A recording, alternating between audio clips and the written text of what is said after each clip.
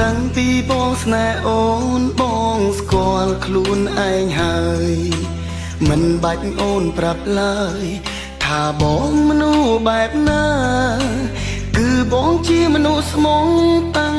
ពីស្គាល់ជីវ៉ា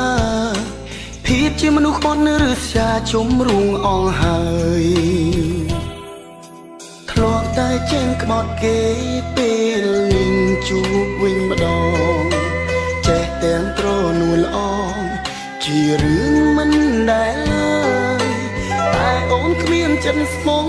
បងស្គាល់ឈឺចាប់ហើយពេលចាប់ស្នេហ៍ត្រានត្រៃបងលែងក្លាហាន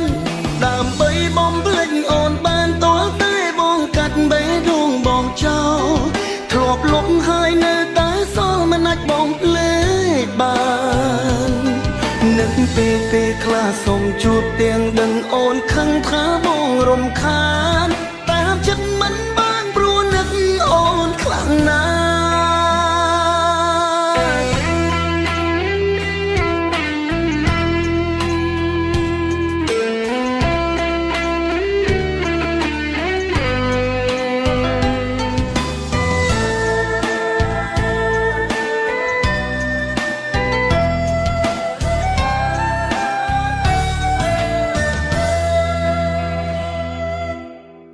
តែចេញក្បត់គេពេលលេងជួបវិញម្ដងចេះទាំងត្រនួលល្អ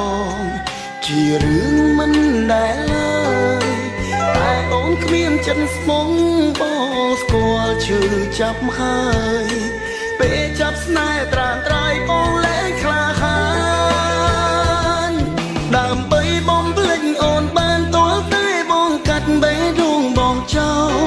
ធ្លាប់លុបហើយនៅតែសល់មិនអាចបងភ្លេចបាន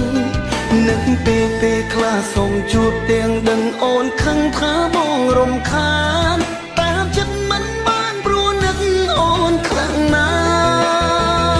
ស់ដើម្បីបំភ្លេចអូនបានតលតែបងកាត់បេះដូងបងចោលធ្លាប់លុបហើយនៅតែសល់មិនអាចបងភ្លេចបាននឹកពេលខ្លះសូមជួបទាំងដឹងអូនខឹងថាបងរំខាន